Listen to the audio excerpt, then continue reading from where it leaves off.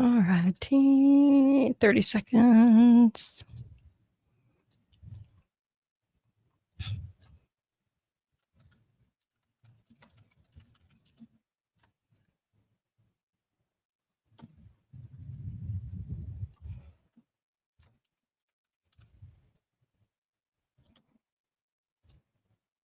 Here we go, 10 seconds. Melissa, you ready? Okay, here we go. Here we go. Here we go. Grocery store put those arrows back on the floor so we can all feel safe-ish again. Who doesn't love a good directional arrow? The Kate Daly Show starts now. Election made you feel on a scale from 1 to 10, with 10 being Nazi. My name is Dr. Nick Peterson, and I specialize in those suffering from TDS, Trump Derangement Syndrome. Hello, I'm Dr. Peterson. How are you? Well, Donald Trump is a felon. Nope. I asked how you were doing. The majority of Americans can mentally handle election results on both sides of the aisle. However, there's this small, albeit growing, group of, I don't want to say Americans, but people that are just disconnected from reality. Fascist. And honestly, it makes diagnosing these people a whole lot easier. I just check their social media. Gone are the days when you just search your symptoms on WebMD at home by yourself. Now they record their symptoms and post them for the world to see. The haircut is also a dead giveaway. So, what brings you in today? Oh, I don't know. Maybe it's the orange democracy destroying Putin loving dictator. All right, so mental illness. They are completely blind to the fact that their absurd actions and ideologies were a big factor in their party's loss. Let me ask you this. Do you even know what a democracy is? Follow-up question. Do you know how Kamala Harris became the nominee? I know you're a deplorable Nazi fascist bigot. Okay. You really are getting paid for this? Yeah, absolutely. Oh, 100% I'm getting paid for this. This is the door closing that's not intended to be opened again. And the idea is everything you do, everything eventually, you will need a digital ID, and your digital ID will be connected to a digital currency. If you want to see what's planned for the West tomorrow, then look at China today, where if you are not behaving in a way that the government wants you to behave, then you lose credits in their social credit system. And if you lose enough, you can't go on a plane, you can't go on a train, basically take part in mainstream society. You are excluded. Kate Daly Show. All right, I had to play the Trump derangement because it kind of leads to that middle clip. I don't know if you heard it, but it was a clip actually recording that protesters get paid.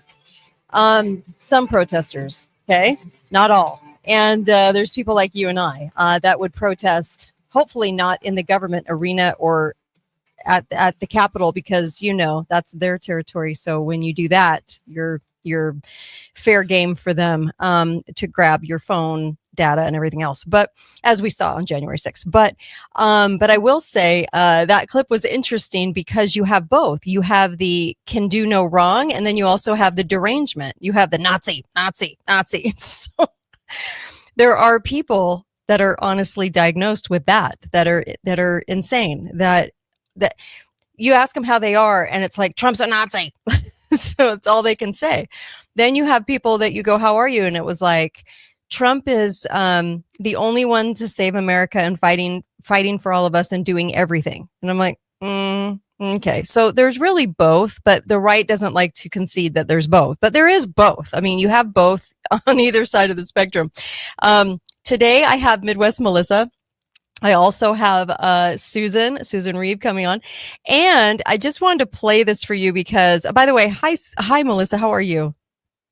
Trump is a Nazi. Trump is a Nazi. Is that not the right thing to say? Oh my gosh. I know people like that. I do. I know a few. Too. Okay. Granted, they're from like high school and but seriously, it's like they can only spew media words, like what they've heard in the media. Trump is a Nazi. Trump is a king. I'm like, no, we don't have a king problem. So I love this song. Right, here we go. Let's see. Here we go. Nope, sorry, wrong one. Here we go. You can stick your new world order up, yeah. You can stick your new world order up. You can stick your new world order. West London, Simon Arthur. Stick your new world order up, yeah. Thinking we are 99%. Oh, how much do I love this song? We are 99%. Oh, I love it. This is over in the UK. This was a few years ago. You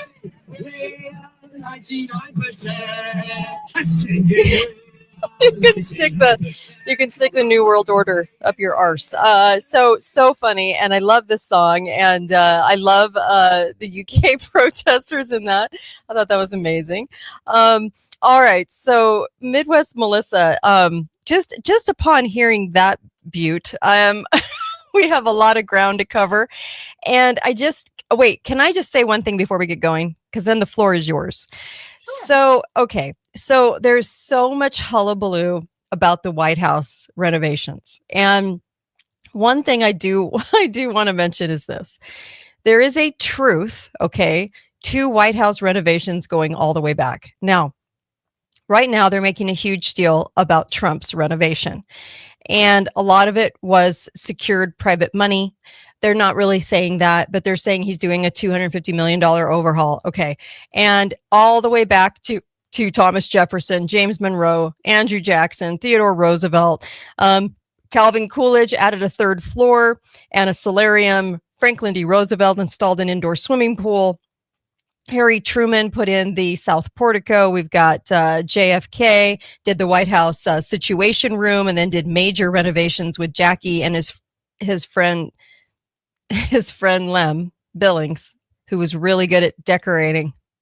Okay, who had a room in the White House the whole time he was there. And then we had Richard Nixon, we had General Ford, we had Barack and Michael Michelle Obama, who established the full-size basketball court in the kitchen garden on the South Lawn. Gerald Ford put in an outdoor swimming pool in Cabana. And then we have this renovation. It is not the hill to die on. It is not the most important thing. Okay. Making renovations to the house when they're in the house is not the biggest deal. It is a total distraction. It gets the sides warring and it gets history buried, and it is not the biggest deal of our lives. Now, spending tax dollar money, it would be a big deal. From what I understand, a lot of it's coming into private donations. So I just wanted to say that, because what they're trying to create conflict. They're trying to create distractions. This is the least worry of any distraction I've ever seen, just because the things that they do to the White House are kind of ridiculous. It's not supposed to be this mansion on a hill. It was never intended to do that. And that's why George Washington wanted it called the president, because the president was like a manager of McDonald's. It was like, you don't have a lot of power. But we have taken this and said, no, power. We want to see power coming from the White House. So we have seriously aided and abetted this overall lie that this should be a mansion full of all these things. And so when we're talking about Trump doing it, then resort back through history to even Harry Truman gutted and rebuilt the whole interior on a new steel frame. Okay, there's so much truth to be told that's not getting told in context, but it's not the biggest hill to die on. Digital ID coming from David Icke, that is more important than what they do to the White House. I could care less. Although they shouldn't really be doing a lot, because what they're doing is the optics of expansion and power built on the House and the presidency itself, when Congress clearly has more power. So I just wanted to say that, because that's not getting said in the press today. And people are really trying to make this into this big thing. So it's ridiculous. Okay. Did you want to comment on that, Melissa, at all? All I have to say is that Trump is a Nazi. Trump That's is a why he's doing Nazi. this. Trump is a That's Nazi. clearly- We have bigger Well, problems than Seriously. I- calling Trump a Nazi, and that is the both sides not understanding what's going on. But Just- go ahead. just- Go ahead. Just today, I saw this the first time I was having a hard time Yeah. envisioning where this renovation was happening. Uh-huh. And then I saw the picture of what they're removing and Mhm. and I was like, this is such a not big deal. No, it's just Like, such it's not not a- like they're tearing off the west Yeah. wing or something. Yeah. They're not removing the Oval Office. It's a very minor. And would mean, it it's matter big, at but this point? I No, mean, it just doesn't. it's matter. not supposed to be a mansion, and it's not supposed to. All the stuff they've done to it over the years, I'm like, they just wanted to, in the optics of illusion, grow this established position into so they're kind of connecting it with king, okay, but it's not that. That's a total distraction lie. It's TDS. It's oh my It's gosh, totally it's driving me TDS. crazy. It's like, It's look silly. what he's doing, and I'm like, It's silly. put it in context, honey. It's not. It's the overall is what I'm saying. It's the overall like optical illusion of power, but it has nothing to do with anything going on right now that is our biggest hill to die on. And our biggest hill to die on is going into digital ID. And this administration is aiding and abetting digital ID just like the other ones did. And so we can't ignore that either. It's just like trying to bring a normal to the conversation is really hard because look at the first clip. Like you just said, Trump's a Nazi. You can't even break through because they wanted to develop two different sides of the coin that were going to be as horrific as the other. One is I don't see any faults. Two is he's a Nazi, he's a pig, and it's democracy. And I just saw a commercial with Gavin Newsom, who was basically saying, you know, this democracy, and they're trying over and over again to do that. And he's one of the sickest individuals I've ever seen. He's sick. He's demented. Gavin Newsom is gross, and he's Nancy Pelosi's nephew. They all keep it in the family. It's all these family bloodlines. It's very weird. And he looks wait. like a friggin' robot. What- I'm What from happened to California. No kings. What's that? I know, right? No Oh my kings. No gosh. kings. We don't need to have political Yeah. dynasties. Well, talk about Seriously. acting like a king during COVID. Oh my gosh. I mean, they were arresting people on the beach. And I grew up in California. He's horrific for California, and he's going to be running for president. But again, presidency does not have the power that we're giving it, and we're just keep giving it and giving it and giving it. All eyes on Trump all the time. You're either don't believe that anything wrong is happening, which is so demented, and then or you believe he's a Nazi. I'm like, what? I've said this before, Kate. I'll say it again because Yeah. it bears Oh repeating. my gosh. This is the Hitchhiker's Guide to the Galaxy Yeah. mode of presidency, meaning in that Yeah. goofy, funny book, Right. the president of the universe was someone who was there to distract Mm-hmm. everyone Yes. from the real people governing. Yes. That Now, was the point. so here's one. You know, Donald Trump is a Jesuit in a secret society. Okay, I'm not going to say that's not true. All I'm saying is that they want us to take our eyeballs and stick it on one person who saves or destroys us, and that we do nothing but wait for him to save us. Well, that is president. That is a king. Well, That is a king. If we're going yes. to reject the king thing, Uh-huh. then Well- let's embrace Republican government, Okay, not a Republican with a little r. So Let's bring- okay. let- To me, Seriously. it's more of it's a message of keep all eyeballs here rather than seeing the digital apparatus being built around us and all the things that keep marching along, like socialized medicine and all those things that I mentioned yesterday and the day before. So Isn't that exactly what's But- happening in but- the UK? but- okay, yes, except for the fact that here, let me just spell this out again, that they want us all eyeballs on Trump. It doesn't mean he's a king because really and truly, he isn't the power center. It's the deep state. So we have the illusion of, or the leftist delusion. Let's go there. Leftist delusion that we have a king. All right. Is that he's just one person has the ability to destroy us, so from the leftist side. Okay. And that he is doing so step by step, and they just hate him because the media has trained him. On the right, we go, he's the one person that's going to get rid of the deep state and save us. But it has nothing to do with him being a king, because he's not a king, because the deep state's the problem. We don't have kingship. We actually have deep state, but it's the optical illusion that one person's going to save us. So on the right, we have as big of a problem as they do on the left, which we don't want to admit a lot. We just want to say it's a leftist thing. But on the right, what we're doing is not doing a lot while this one person for 4 years saves us.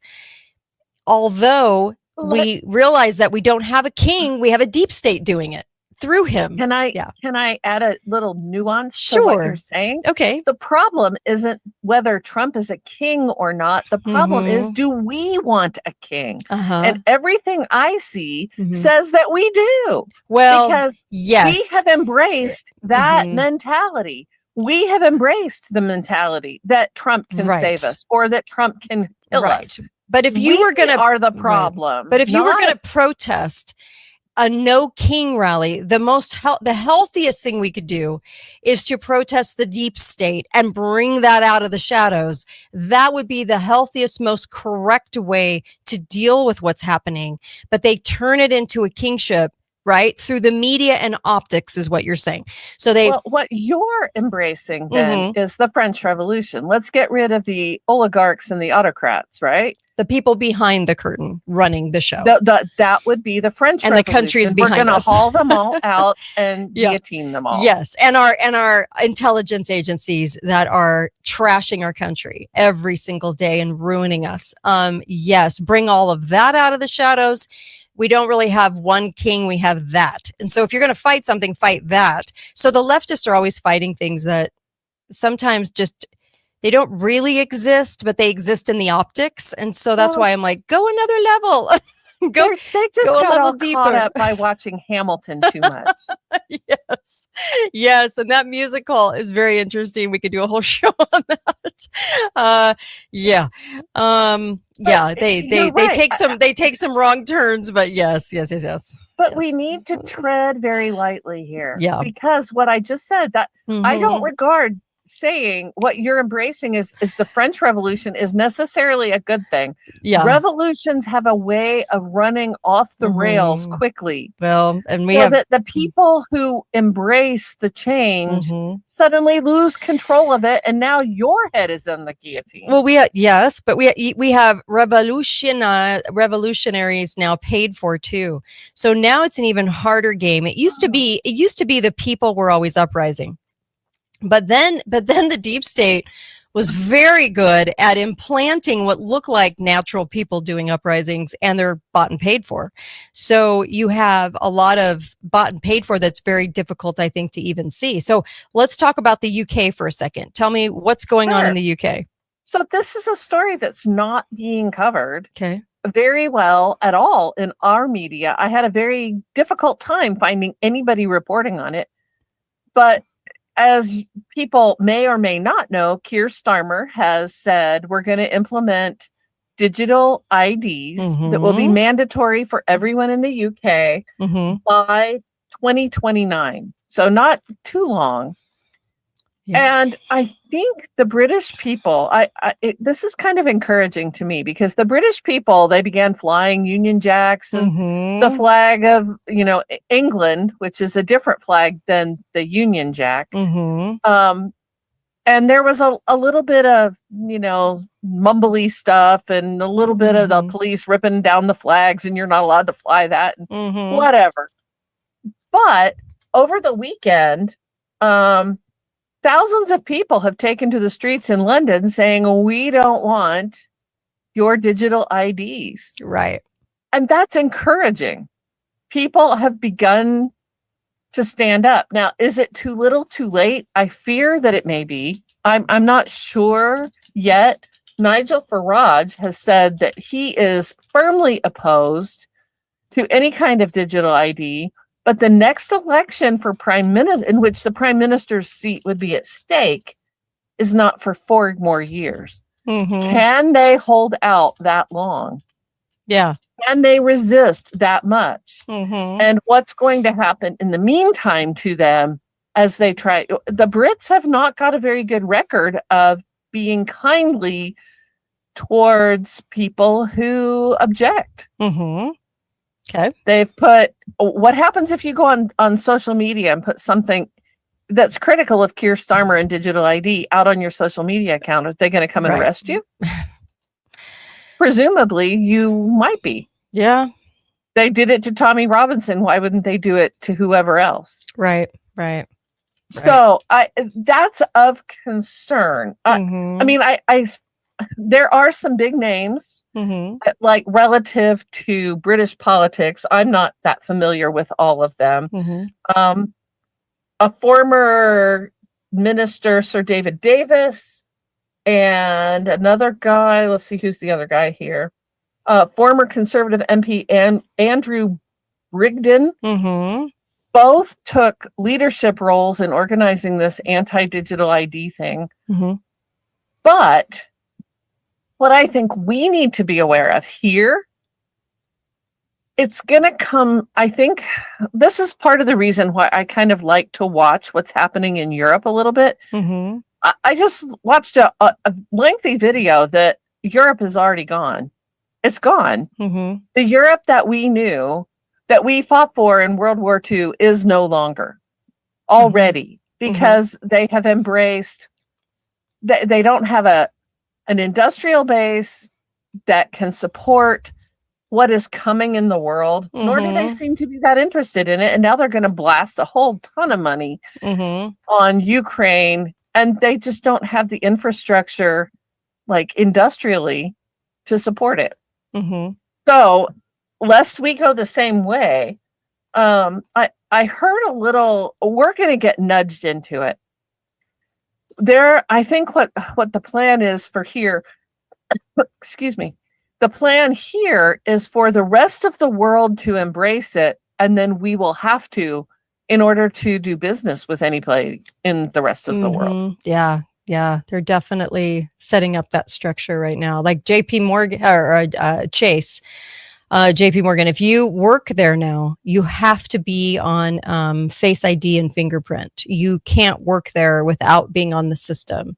So we're going to see jobs go away if you do not go along with the fingerprint and Face ID. Everything is Face ID, and everything on your phone is now Face ID. They're trying to get you, they're saying, don't use a password, use Face ID. So they're trying to get all of us on board through that. And so it'll be soon that you won't be able to get a job. And I hate to say that because I know it sounds really like Debbie Downer, but This is very controlling. different kind of look at one of the places where I think we're going to be very vulnerable. Mm-hmm. Have you noticed that the number of branch banks in your area is beginning to diminish? Yes. Yes. 2 years ago, we talked about this too. Like we were like, ooh, they're getting consumed. They're getting consumed by the bigger guys. Yeah. Well, I don't know that is a piece of it, but that's not all of it. Okay. Because a part of the reason why your local bank branch is disappearing is because we have shifted so much of our daily financial activity towards digital activity. Meaning, Right. I can't even remember the last time I paid for groceries with cash. I mean, we're just so used to swiping for everything, right? Yep. That is the truth. We just don't realize all these things that we're getting used to. Like somebody wrote in and just said Tucker keeps calling us a democracy. That is true. He does. He keeps saying COVID is real too. And yes, there's some good that he's doing, but yes, he keeps the narratives. Listen, but he's also selling a bed called 8 Sleep, which is like, it's like a smart bed. So that's the last thing you want is a smart bed. Storing all your information. We have to quit as conservatives eating our own. We to have to quit. You have to out them though. That's okay. But we have to quit saying, unless somebody is 100% perfect, then they're out. Because there's never going to be anybody that. But there's a difference, though, Melissa, when we're talking about who I think is part of the club, the CIA, which I do think Tucker is part of that. His father is part of that. I do think he's part of that apparatus, and that's why I out him. It isn't like he's just some rogue person that popped up that's trying to do a podcast. He's more like there's a reason that he was on Fox News defending 9/11 for 15, 20 years. There's a reason that there's a reason for him. So in particular, if we're talking about Tucker, I think I'm always trying to figure out what he's talking about, because there's usually a twist, like there is with so many of the established huge talk show hosts. Do you know what I mean? There's the establishment, and then there's the rogues. So the establishment, and I try not to go after the rogues as much as I talk about the established people, because I'm like, ooh, there's always going to be twists to their info, don't you And think? that's fair. Yeah, I mean, I think he's part of it. I just did a whole bunch of reading just this afternoon on humility. And we need, I believe, and maybe this is a message I need to embrace for myself, but I believe we need to embrace greater humility in the world and in our world. That doesn't mean that we give up on our principles or that we don't continue to assert what's right. We just need to go into the world with greater humility. And that includes how we approach even people with Trump derangement syndrome. You know, humility it goes hand in hand, I think, with gratitude. And you will win more people by listening and acknowledging people. Now, obviously, I'm not going to ever have a conversation with Tucker Carlson, but everything he says isn't wrong. Acknowledge the good stuff, correct the bad stuff, knowing that probably some of what I think is probably not accurate either. I just saw something totally, I'm like, oh my gosh, that has to be true. I sent a note off to my husband. Look at this thing I found online. And when I actually took the time to actually check it, totally bogus, total. And I was like, hey, that was, don't tell anyone else that, because we're all victims to that. I think so too. I just think that when you're looking at these people with large audiences over 1 million, that I separate all those from the pack. And I have come to understand over 15 years in this front row seat is that you're going to be 95% truth and 5% disinformation. That's what I have calculated and researched and looked at, and actually that's the conclusion I've come to after analyzing media. So then I go, okay, which 5% is the disinfo? Because I do feel like if you're an asset to them, you're going to continue to be an asset to them, even in the disinformation ring. So that's what I'm talking about. So I'm like, I will always sort of out what I feel is going on, what I think is going on. And through my research, I'm like, ooh, it's like Tucker. Tucker will out 5 things. And then there's the one big thing that he sticks to his guns on, like COVID being real. He feels like COVID is being real. I do not think it was real. I think they just replaced it with the flu, different variations of the flu. So we have all these different flu bugs. One can cause you to die. One is you're sick for a few days. So I feel like it was the flu. So I feel like there's a piece there that he keeps hanging on to, and that is to sell the narrative. No matter how he sells it, it's going to be real. So that's why I when I'm outing it, I'm like, well, you got your disinformation though. So to me. But you know something, Kate? What you're speaking to is the need for all of us to do our homework. Sure. Because why should I take your research as 100% accurate? You may be vulnerable to the same kinds of things. Sure. So all of us, that's why listening to a broad range of things and considering it and looking at it for yourself and thinking about it. I can't tell you how many times you have said something to me. Right. And I've been like, that can't be right. And I get off the show or off the phone, with you, whatever.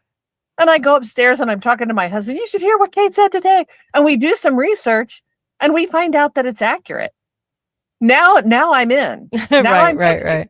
But when anybody, whether it's Trump or whether it's whoever is selling a big story, we should all be cautious about anybody selling a story. For sure. And in particular, people that have a phenomenal amount of audience, and I'm talking a phenomenal amount of audience, I do not feel, after all the research I've done, that the deep state would ever let them go rogue and say what they completely want to say, or let's just say not be influenced to say certain things or given boundaries.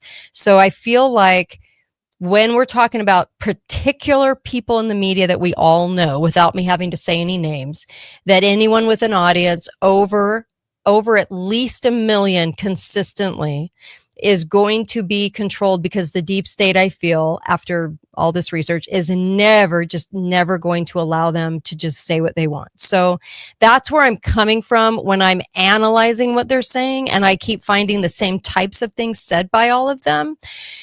So they'll say 5 truths and then one little shift, and then 5 truths and a shift. And I'm going, okay, so I'm always looking for the shift. And I could be wrong sometimes. I could be wrong on that particular shift that I'm analyzing. Sure. Well, this speaks very, very much to the trouble that Candace Owens is having right now over what happened with Charlie Kirk. Yeah.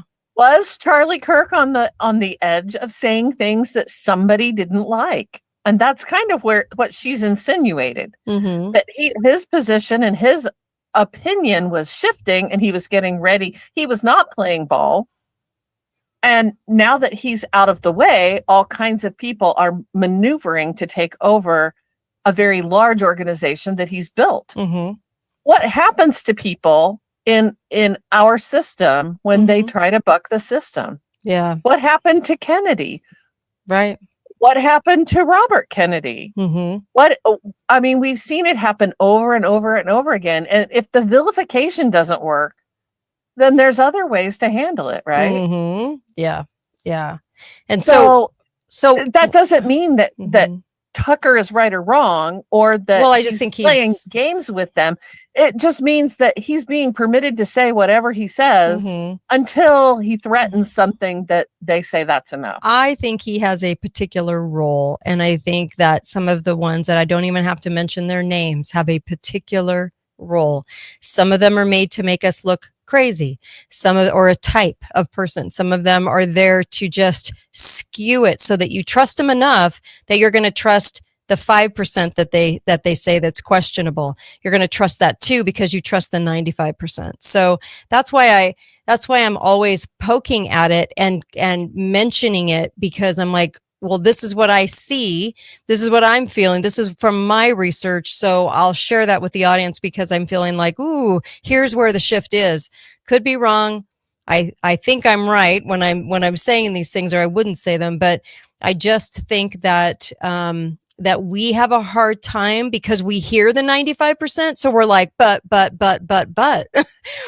they said this and this and this and this, that makes them trustworthy. And I'm going, ooh, they're not though. Like, I feel like there's a particular role that's being played.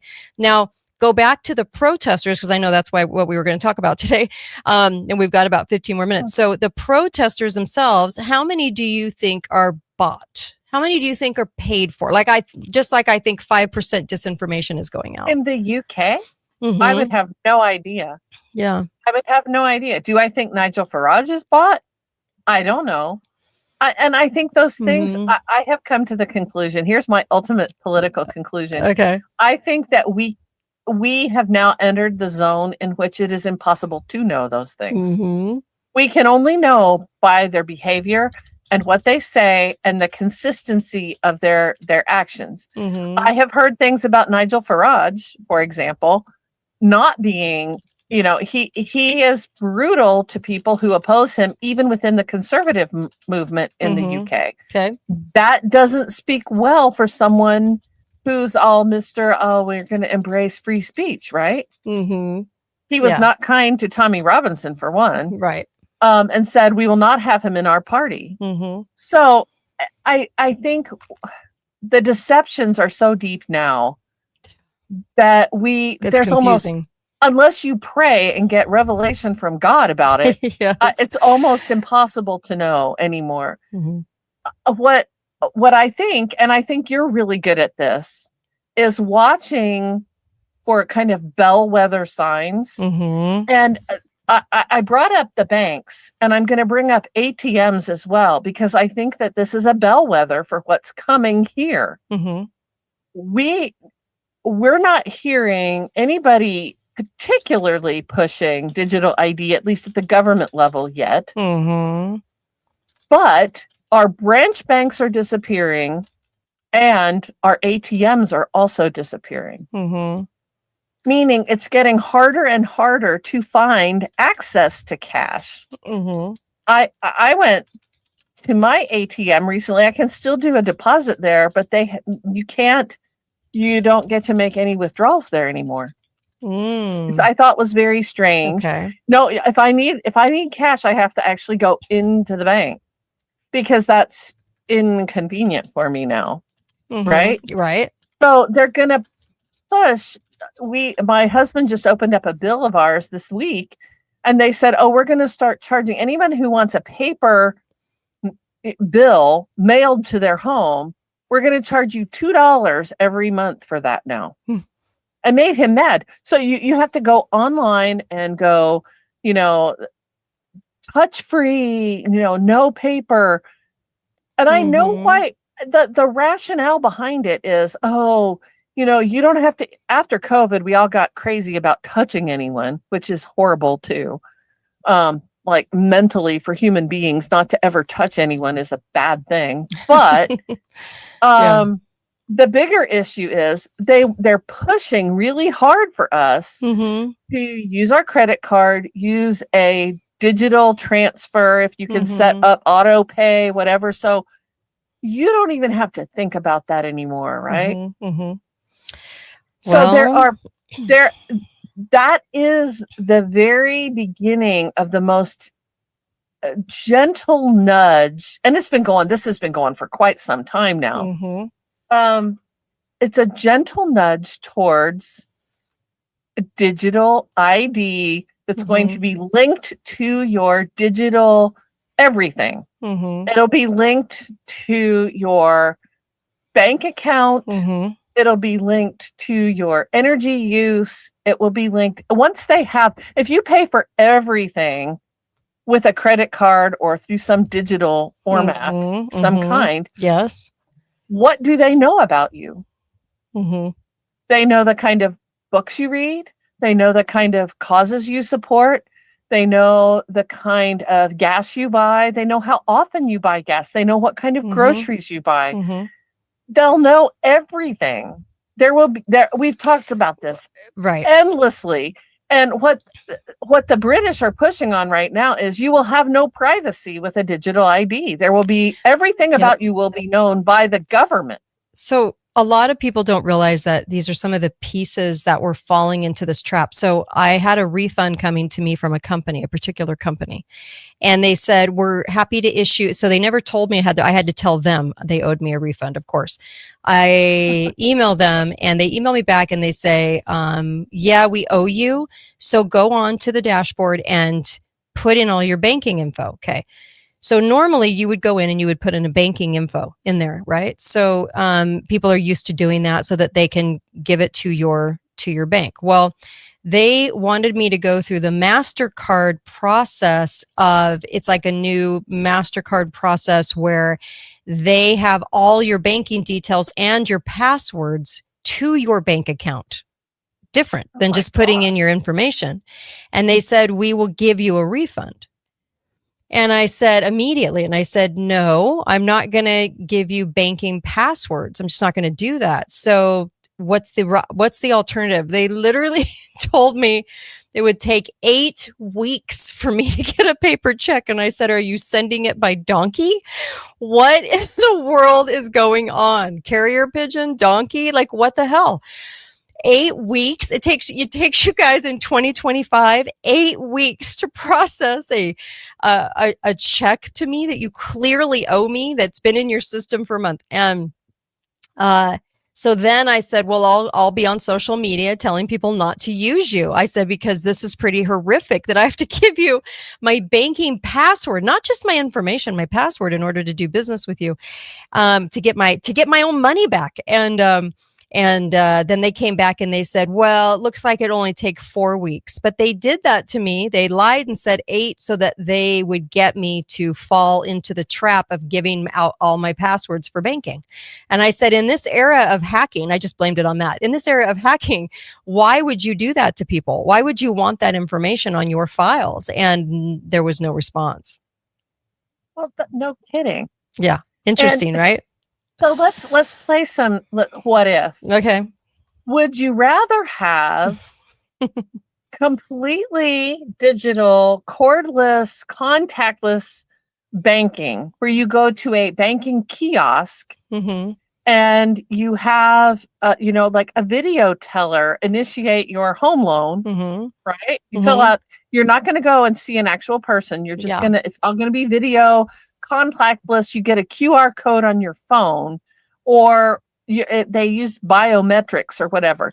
How's that? Mm-hmm. Or would you rather not have any cash at all when the power goes out? Mm. When there's a hurricane, how are you going to pay for food or gasoline or anything? I don't know. See, every time something big happens like that, people are more than okay with taking cash. Even if they say we don't take cash when everything's up and running. Once something goes out, though, they're like, oh, I'll take some cash. So that's still in play to some degree, because when it happens, they're more than okay with taking it I think it's really interesting. for a while. Who does the lack of cash, or what does a cashless society, who does it actually hurt? Mm. It hurts the poorest among us. Yeah. Who don't have access to banking or whatever. Mm-hmm. They may have a poor credit rating, but they can still get by Right. if you're on an all cash system. Yeah. I remember talking to my husband about how we were going to teach our kids about budgeting. And we were like, oh, we should put them on the Dave Ramsey thing where you get envelopes and you put cash here and cash there. And so this is how much you have, that, you have to have this much for gasoline. You have to have this much for food. You have to have this much for whatever. And then there's this much you can spend on entertainment. Mm-hmm. So not that teaching our children budgeting is the most important thing, but there are many people for whom that system is very vital and important. Yeah. Because they have an irregular income or whatever. Right. And it's bad. Well, they have no problem doing Face ID because they think it's kind of cool. So Face ID is like, oh, it's a no-brainer. I get on my phone with Face ID. And I'm like, but all of that plays into the system. I still do everything with passwords, and they're all different because I don't want to use Face ID, right? And at the airport, you don't have to use Face ID. You can actually tell them, no, I'm not comfortable with this. They will send you a different route. It's not that it's not convenient, but right now, but it's going to get so less convenient. Like, I think that somebody was just asking on YouTube, because I'm back on YouTube, by the way. I guess they were done censoring me for a while, because anytime I talk about health, now they censor me if I don't talk about pharma. But in this, like, you'll have cash like in your rural societies, the societies of rogue persons, the persons that won't play ball. You might have cash systems or bartering systems there. But I think you're right. It's like, as far as the cities go, as far as the smart cities go, there will be zero cash. I just think that it'll be more rogue. You want to know what's very interesting? What's in that? The survey on ATMs nationwide, Uh-huh. where are the greatest number of bank closures, branch bank closures, and the disappearance of ATMs? Yeah. It's in rural areas. It's not in cities. Mm-hmm. They're going to chase us out of the rural areas first. Yeah. And then when they have you in the city, you'll be trapped. We're talking like Hunger Games. Like, remember the cities, how the cities were in Hunger Games? It was just like the Mecca, and all the weirdness. And I'm looking at people now with their bizarre haircuts and the weirdness that they display, because you can kind of tell what they're all about ideology wise. You know what I'm talking about? And all those people in the cities, and they're just like way apt to just go along, do whatever they have to do to become part of society, because to them the success of being in society is more important than liberty. And then you're right, you'll have all these like little rogue communities of like-minded people, I would imagine, that aren't allowed to play ball. It's going to be hard to find work. It's going to be hard to succeed. Success will only appear to be coming from cities, right? Not the rural areas where we're just trying to get by. That's kind of what I envision. Who knows? I don't know. What mystifies me is that books like The Hunger Games Mhm. or 1984 or Right. Brave New World, we could list all the Uh-huh. dystopian novels. Mm-hmm. They exist and we read them and we're shocked and horrified, and yet we embrace it when it happens to us in real time. Yep. How can that be? Why? Yeah. The Hunger Games is not like an unknown book. No. We Mm-mm. all know the story. We all know, and it's so terrible. Yeah. What is so terrible about it? Have we lost the ability to Well- think and look and reflect on our Well, own society and say, "Oh my gosh, this is happening Well, now"? the art of killing each other, number one. I mean, the book was about the tributes. I don't think that that's the I don't want to worst be in part an of the arena book. with a bow and arrow with you, Melissa. Like, that does not appear to be fun, but I'm getting old, Kate. You know, it wouldn't be a hard thing. I'd be but- the first picked off. So Well, yeah. there's another. I talk. If you want to read a really interesting, even if you don't want to read the whole book, Okay. read just the beginning of The Handmaid's Tale by Margaret Oh, gosh, Atwood, do I have to? which is also a very dystopian novel. Yeah. But the way in which they, I'll Mhm. put it in air quotes, the way they capture the main Mhm. character is they turn off her ATM card. They turn off her banking card, and Yeah. she has no way to provide for herself. Mhm. She's standing in a line at a grocery store, and her card won't work. Right. Right. Read just that far in the book and then think, could this Yeah. really happen? Could that really be Yeah. something? Just dismiss the whole rest of the feminist stuff. Just read that much I was of it. like, do I have to, Melissa? I if you hate read, what they like- write. Yeah. Well, just just Margaret for that Atwood, particular reason. just Yes. that. Yes. That piece of it is Yes. absolutely brilliant Mhm. and very much looking into the future and Mhm. predicting, making a very, I don't know, predictive prophecy almost. Like if you can't read that and say, "Oh my gosh, that could Mhm. happen." Mhm. Where are you? Where do you live? Hmm. I don't know where you live Yeah. anymore. Yeah. I think it's really hard for us to even understand or even think about it because we don't want to go there. It's very, very difficult to think of the fact that we'd be ostracized. And right now, if you got everybody to be in a situation where they would not play along with Face ID, if they said no at the airport, if they said no on their phones, if they said no, I wonder what the system would do, because the system is designed to get us to go along and to think it's cool, and people are falling for it all the time. And I just, can you imagine, talk about rebelling? If you want to rebel and be a true protester, stop doing it. Stop doing their whole Face ID thing, because they're after that for obviously a particular reason, but it's even more than that. Like Ring has even developed now into the all the components of Face ID. It didn't start out that way. It was just videoing, but now it's inserted all of that. So everything, like, and look at the smart beds. Everything is capturing everything all the time. So we're going to move to a whole smart house. yeah, and a smart And country. then what happens when you're Sadly, ranking? Mhm. You won't take a shot. We're going Mhm. to turn your house off. You'll have Yeah. no heat, no food. And they're talking, of course, they're talking about this as well. Mhm. They're embedded in this whole grand vision is we're going to pay for everything. Yeah. Pay for your refrigerator, pay for your water, pay for your, Mhm, pay for your mhm. dishwasher, pay for your Yes, a your subscription model. stove. It's a subscription model to live is what- Because yeah. you will own nothing and and be happy. yeah. You'll just pay your monthly payments. And I have to say it How before we sick. kind of wrap this up. May the odds be ever in your favor. You can Good go. luck You to can you, go a little sucker. farther. You can go a little longer. We're going to take Susan in about 10 minutes, and because there's just so much to say, and I've had a lot to say too, and so I just look, and I love all the interaction on YouTube, and of course, coming in. Let me get to some more text too. Home Depot and Walmart already have face recognition. Yes, they do. I'm very, very aware of that. So yes, and if you'll notice, everything now, all the apps on your phone for whatever bills you pay, for whatever it is that you're going on, all want your face.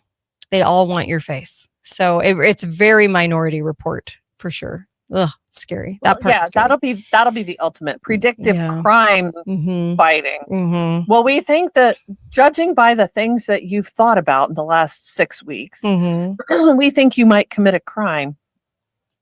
Yeah. But did you know, this is very interesting. There was a study that they did where, and this is a piece of the humility story, that your openness to considering other points of view, intellectual humility, makes it much more. They took here's the study. They took a group of people and they separated them by what they thought about different causes. If you Mhm. think X about like immigration reform, Mm-hmm. or and you think Y about immigration reform, then they show you a protest Mm-hmm. and tell you what the protesters are protesting about. Mm-hmm. It is impossible for, say, that Y is the cause for the protest. Mm-hmm. The people with Y will say anything is justified to do that. Right. And the people on X will say that's never justified. But if they switch it, show you the exact same stuff, Mm-hmm. but say it's X cause, then all the people on X will say that's justified. Mm-hmm. We need to look, I guess we need to ground ourselves in truth and like values truth. Like, Mhm. I don't think it's good to destroy people's property, no matter what cause you Right. have, Right. Well, X or yeah. Y. Yeah, it reminds me this clip I played yesterday. Listen to this, Melissa. This will just make your this will just make your head spin. This is a woman describing truth. Here we go. They're working for something that's a little bit more attainable, which is the best of what we can know right now. That for our most tricky disagreements, seeking the truth and seeking to convince others of the truth isn't necessarily the best place to start. In fact, I think our reverence for the truth might have become a bit of a distraction that is preventing us from finding consensus and getting important things done. I was like, what? So our reverence for the truth is a distraction. And we just need consensus, because the consensus is all about the quest for the truth, and the quest for the truth is more important than the actual truth. So I was I have to tell you a story okay. out of my very own childhood. What? Pardon the indulgence, but Mhm. when I was a little girl, my brother kept a red-tailed hawk Mhm.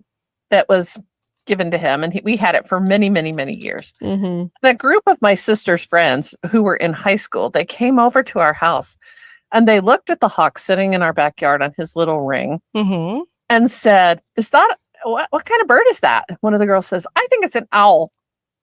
And my sister said, "No, that's a hawk." Hmm. And all the girls said, "No, no, no, that's an owl." And to determine what it was, Mhm. they took a vote Okay. and decided it was an owl. It was never an owl. But that's what happens when you work for consensus, right? Is it a hawk or an owl? The truth doesn't matter. No, It's you're just right. consensus that matters. It's so true. And- Oh gosh, it's terrible. The problem that we have, I think, and I struggle with this too, is finding the truth now. The truth has become so clouded over. It's almost impossible to find truth. Look at what happened during COVID. Oh my goodness. The truth was hidden and vilified to the point that anybody who was saying, "Hey, wait a minute, can we have a discussion here?" became an outcast. Mm-hmm. Mm-hmm. So how many other subjects is that happening with? It's happening all the time Yeah. with everything. Well, it represented itself in Common Core. 2 + 2 is whatever Oh, you yeah. feel. Consensus says it's 5. Cool, it's 5. The thing you're building will not work, but hey, there's a consensus. yeah. My yeah. husband, who's an engineer, said, Mhm. "Oh, that will never work." So yeah, And- yeah, exactly. and I work with some kids, and when I have Mhm. told kids, like, hey, let me show you a better way to do this math, Mm-hmm. they get all upset with me. That's not how we do it now. Yeah. And I said, but your answer is wrong. Right. Yeah. They just like, but that's not how we do it. Yeah, but that's not how we do it. We like to just have a consensus, so we can sell truth as however we want. And then there's my truth, then there's perception of truth, and then it's just But bizarre. This Yeah. becomes really important when we talk about things like Mhm. riots in Portland. Yeah. Oh, wait, but they're rioting over a really good cause. Mm-hmm. No, I'm sorry. It doesn't matter what cause you're rioting over. Right. That kind of personal destruction. Mm-hmm. Do you remember during the George Floyd riots, somebody killed a black store owner who was just like, hey, leave my stuff alone. Yeah. Well, that didn't matter. We're here protecting the rights of minorities. No, you're not. You're killing people. Again, here's a minority telling you that they're trashing Correct. him in his store. I know. Correct. But don't look at that. Yeah. Don't look at that. No. So Yeah. truth is now Mhm. and will be Right. much more difficult to determine because we're lied to so much. Yeah. Yes. And look, one bit of advice: never bring a phone to a protest because you're being swept. So just like they told you they did at the Charlie Kirk Memorial, people went, and of course, all those people, 280 some odd thousand people, they netted their phones, so they got all that data. So just never ever go into the arena of like the Capitol, the government. Do not go into that. Stay far away. That's why when they walked around the churches in East Germany, I was like, that's where we should be, not DC. So don't bring a phone to a protest, no matter what protest you're going to. And then, of course, if you're a true blue protester, not a paid one, there's so many paid ones. There's so many paid vandals. That's kind of amazing. Paid vandals. And we just have all kinds of different people with different agendas. And we have color revolutions now to show us over the last 40 years that what we think is natural isn't often. And then sometimes it truly is. And sometimes I see real patriots actually protesting the correct thing. And I'm like, yay! But I'm hoping they didn't bring their phones, and I'm hoping they don't do it on government property or in the government arena so that they can get their phones swept. So that's why I say, please don't bring a phone. Here's a great Christmas gift idea. Okay.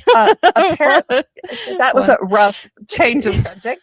So Gen Z and Gen Alpha are now embracing retro technology because their phones have been taken away from them in school. Mm-hmm. So they're going back to things like iPods Mm-hmm. and actual cameras.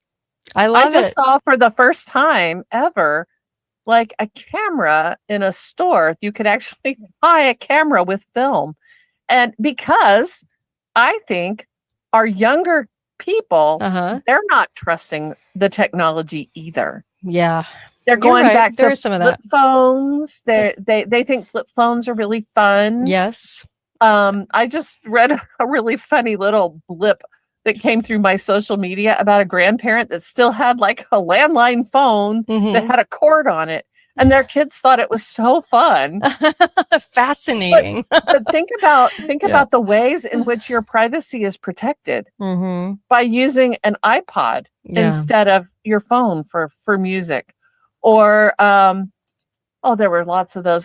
They kick around my house. I had a Walkman at one time and got it out that was just like on my ears constantly in college. And my kids were like, what the heck? I think I took it into the dentist one time because I don't like the dentist. And I had a Walkman with earphones on, and they're like, what the heck is that? We haven't seen one of those in years. Yeah. And I'm like, well, I had it and I'm using it. So leave me alone. So you need something for your kids for Christmas. Give them a retro gift. L- say you will yeah. protect your privacy with this. LB on YouTube says, I still have a landline. What's wrong with that? Nothing. I still have a landline I too. like There's it. nothing wrong with it. Hey, I think it's What I'm great. saying is we need to introduce this to our younger kids. Yes. So that Yeah. their privacy is protected. You know, I have in my playroom for my grandkids, I actually have a typewriter. I have a phone with a cord. I have like different items. One of the other items, I'll give you a little hint on this too. One of the other items I say, and I don't think I've ever talked about this on the show, but I was at a Salvation Army and I saw that they had one of those TVs with a, you could put the movie in. Okay. So you can put the movie in by, disc, right? Instead of VHS. Remember the old VHS little Yeah. TVs. Okay. I wish I wouldn't have gotten rid of mine, but I did. They're very hard to come by now and people are charging like $150 to $300 for them. Well, I was at the Salvation Army and I saw this TV. It looked brand new and it had the disc input from the side, right? The DVD input. And so I was like, I want that. And I got it for $18 and I have it in my playroom so that the kids do not have to go on to the internet. They don't have to actually go on to Netflix or Prime and see all the nasty, horrific, sexualized, soft porn movie titles. And they can actually just choose a nice little kid movie that I vetted and put it into the TV and watch it. And they have complete control. So they can pick the movie. I've got a stack of them because I picked up a bunch of DVDs that I really like, that are really wholesome, from as wholesome as they can be in Hollywood. But and they can actually pick these movies and then watch them themselves, and I don't have to worry about what they're seeing. And I hope we're doing more of that, because if we ever had like an outage, I could still put that on a on my solar system. And I could still entertain kids if we had a huge outage for an extended period of time, and I don't have to be linked into accounts and everything else. If we do more of that, you're less likely to have to rely on the fact that you are part of this subscription system going on. So, and there's also something I know about that you can buy that actually, puts you on it doesn't sign you up. I'll have to do this on another show. It doesn't sign you up for anything, but you can actually watch everything.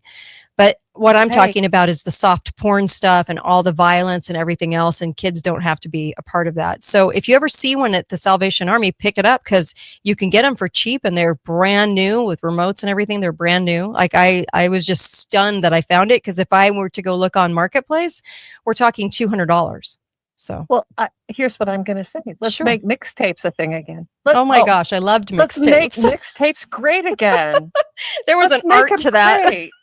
I still have some Yeah. of mine from college. Do you My kids really? look at it and they just are like, you were Yeah. listening to like Flock of Seagulls? Yeah. Man, Mom, I don't pick you as a Flock of Seagulls kind of girl.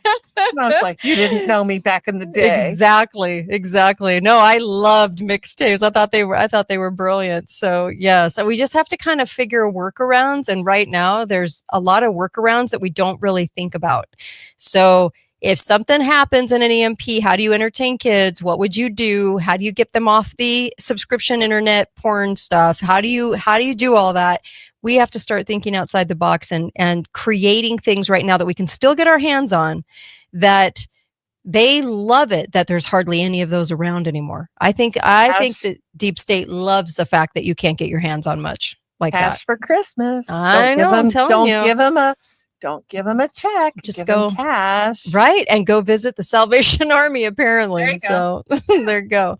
For sure. Oh, I so appreciate you. Thanks, Melissa. That was great, by the way. Really appreciate you. Okay, I'm going to play this song while we're taking Susan on, and thank you so much. Here we go. Hold on just a second. You can stick in a world order up, yeah.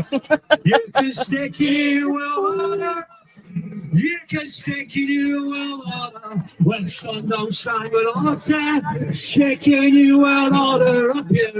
Singing way out 99%. Come on. Oh, yeah. Singing way out 99%. I love that. Singing way out 99%.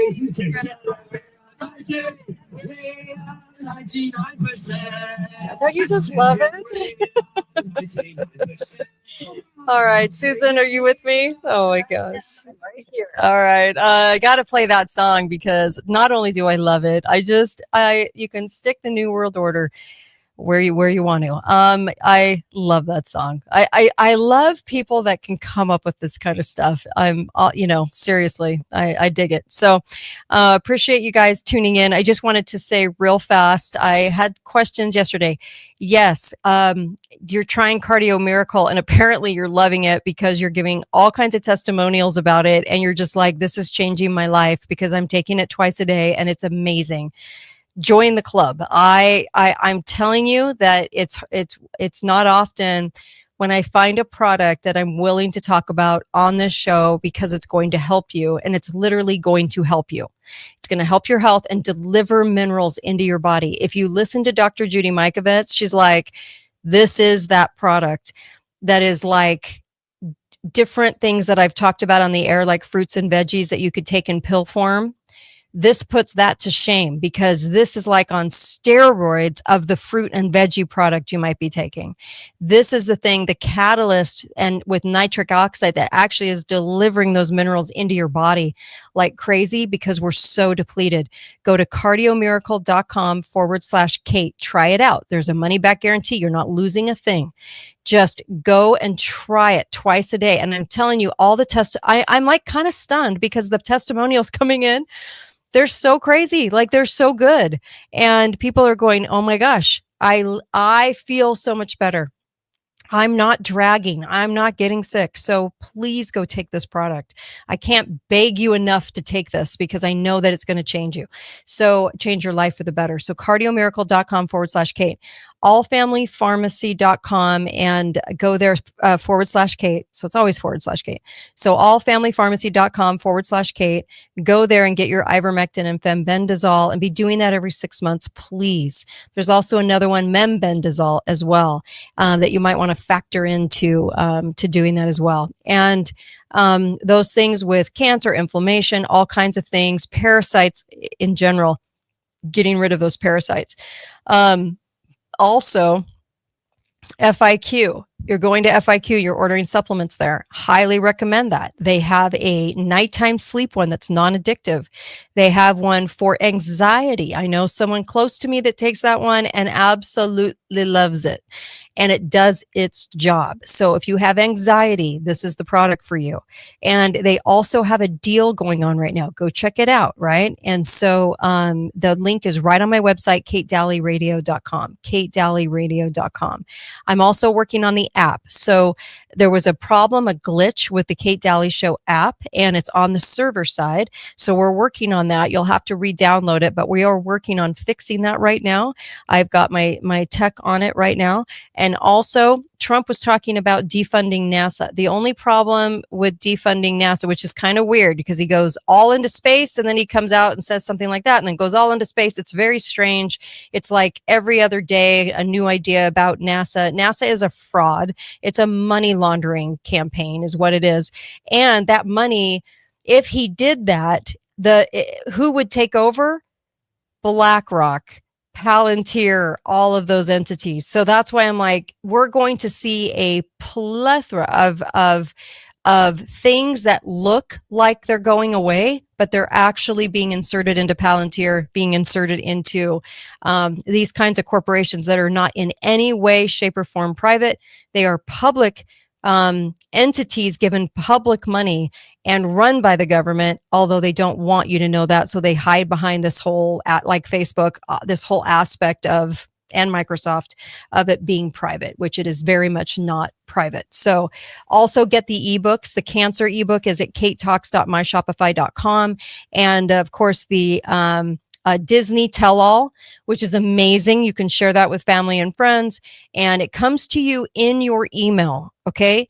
It is not a hard copy, but you can print it out. And we did that because people wanted to have the digital copy to share, but they also wanted to be able to print it out. So that gives you both. You will soon be able to order it in hard copy. If you want it to come in hard copy, it's more money.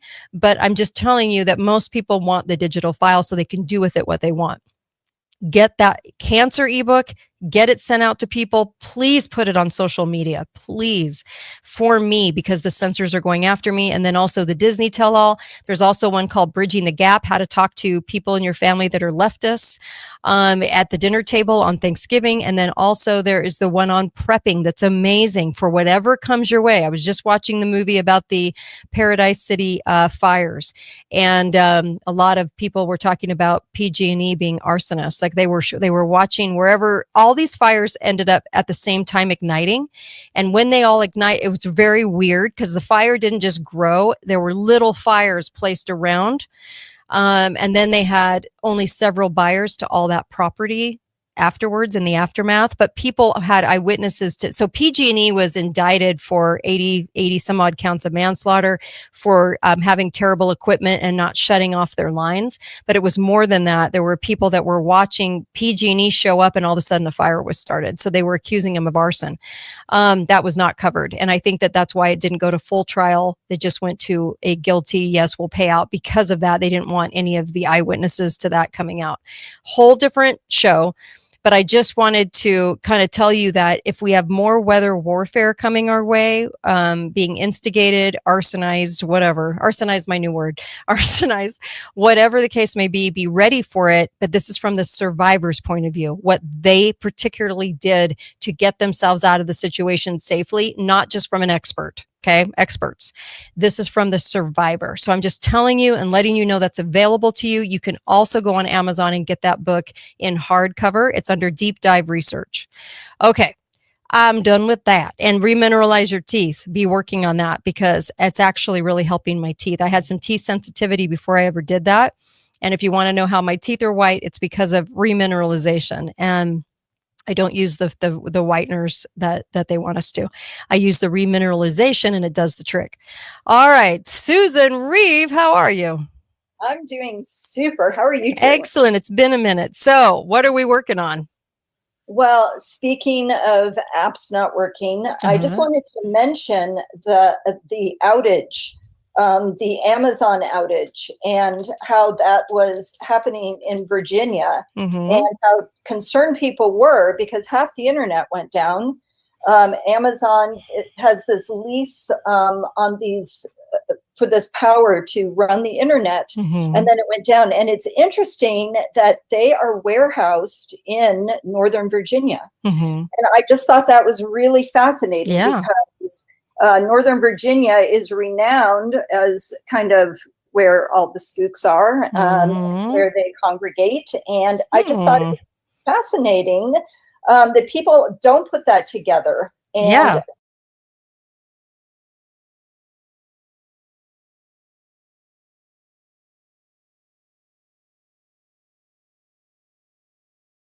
own family pictures on the cloud, right? And hopefully everybody has some of those printed out and backed up. And it can work both ways. There have been fires, and I think people need to scan their photos and put them on the cloud. At the same time, you need to have hard copies of those. Yes. Some people are even tempted to throw away their hard copies. No. You don't want to be doing that. And, I looked at the number of pictures that have never been printed that are just on the cloud of our family photos, and it's 19,000. And so, it's quite a bit, at least if you print out some kind of thumbnail where it's a small version, you still have something printed out, because you realize if the cloud goes down, and it can, it can go down. What is it? Where is it? Right. Yes. Little electronic impulses. And where are those photos in the cloud? It's like they're in heaven now. So, well, isn't it funny that we call it the cloud? Because it's like we think it's just up above, and it's just, what's funny is it's all around us. They should have called it air, because it's everywhere. The spying apparatus, the data collection apparatus. Do you know what I mean? So yes. And so they call it the cloud. Yeah. Do you remember it was Kamala Harris, wasn't it, who talked about the cloud being up above us? That during her? Yes. Oh my God. It's up above us. And it's it's in Virginia. Yes. And which is on the East Coast. And people forget too, the East Coast gets hit and battered by storms and hurricanes. Well, And so no matter where you are in the world, it's possible that your cloud is on the East Coast and in Northern Virginia, regardless of where you are. You know, it's interesting because people in Africa, for example, they may lack electricity in their homes, but they can have a cell phone, and then they go to little charging stations and pay to have their cell phone charged, and then get internet and cell service and link to the cloud. So the fact that a consolidation of power exists like this, and we have created this fragility. So the more you consolidate it into one spot, now it's fragile. And it's gotten bigger, bigger, bigger. And now it's become fragile because it goes down and everybody's at a loss, including airlines. And so what do you think's going on with airlines? I'm just curious, like, why all of a sudden in 2024 and 25 are we having so many daily major issues in a time when, if you really look at technology, we shouldn't be having any of these things happening? So what do you think is the deal? I think it is this issue. In part is the complexity. The more complex things are, the more fragile they become to certain parts of the system going down and it affecting other parts. And it shouldn't. There should be like floodgates that cut it off from affecting it, but that's not what happens. And then the other part of it is, I think they don't mind that it makes the Trump administration look bad. I think there's little glitches here and there. Who knows what's causing it? It could be our enemies creating mischief in the system. That's entirely possible given what we know. I think sometimes the only reason things aren't worse is because we threaten them. If X happens, we're going to do this to you, and they know that. And so I think it's a combination of those things, but mostly in complex systems, you end up having them become more fragile. I'll also add to this why I think it's happening, because I've been looking at this a lot. I've been analyzing it a lot. It's like all of a sudden daily issues, daily crashes, daily weird things are happening, right? And we didn't see this type. Once in a while you saw a plane go down or a plane crash,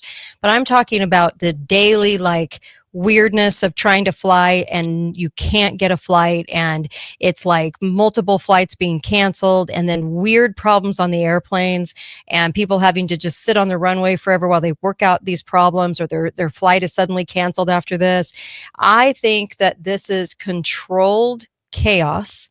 It is controlled at every level, because every single time I think that they have these issues. If you look at the headlines right after it happens, what do they say? The headlines say, we're going to fix this for the future. We're going to do something to make sure this particular little problem that just hit national news, there's your first clue, doesn't happen again. So I think it's a controlled chaos, so that every single time it happens, they are instigating some new form of tech, some new solution that they've already decided that's going in. They're going to give us more and more incidences that require more security, require more tracking, require more surveillance, require more digital ID integration. Because how do you do that when the planes are flying all the time, when everything's working all the time? It'd be very difficult to do that. You have to have some downtime. So I actually think they're creating a bizarre, weird, social compliant, like, you're going to get used to being restricted from it. You're going to be used to having issues with it. You're used to having problems with it. I think they're testing the social compliance aspect, like, how are we going to take this? What are we going to do? And then at the end of it, the overall picture is problem, solution. And then, of course, behavior modification as we go, so that we don't even realize it's going on. We just, for some reason, think they're just having all these issues. The first thing we're going to blame it on is pilots having heart attacks, which is a thing, okay, because they were all mandated to take shots. Yes, but it's not the biggest thing. It's not the big picture. The big picture is supplying incidents control after the incident, so that and if you want to fact check me on this, just go look at all the headlines that come out after something happens that's major, like the helicopter or the plane that went down, right, and hit a helicopter and all those things that should never have happened. They are utilizing that to bring in more tech as we go. What do you think? More tech. More well, tech. It's interesting because I watched Chase Hughes videos. Chase Hughes was military intelligence and helped create the Handbook for PSYOP, Psychological Operation. And he said the mistake we're all making is we think it is right against left. And he said it's actually entrenched power who against the people. And he says they use chaos to control the people. He is right about that. Being CIA, I'll take 95% of what he says and then 5% whatever direction, just like you would, right? But he's right. There's a controlled chaos that delivers a solution, and we might not even think solutions are going in. We just see it, and then they promise to fix it, but we don't understand what fixing it means. But it's all very, very controlled. People will then say to me, "So you think these accidents are by design?" I do. I think a lot of them are. Not every one of them, that couldn't possibly be, but I think there are some that grab national attention that were probably downed for a reason so that they could utilize it for a whole nother purpose, right? Yeah, I mean, I do think complexity creates lays the field so that you have more accidents happening. And you have more people traveling, but I do agree that they take advantage and they have plans. And that is one of the things he says. They watch you and they have plans for the future. And the plans are always for more control. Yes. It's never for left control Right. and more freedom. It is for more control. They keep trying to get us to sign up for like the iris scan at the airport. Yeah.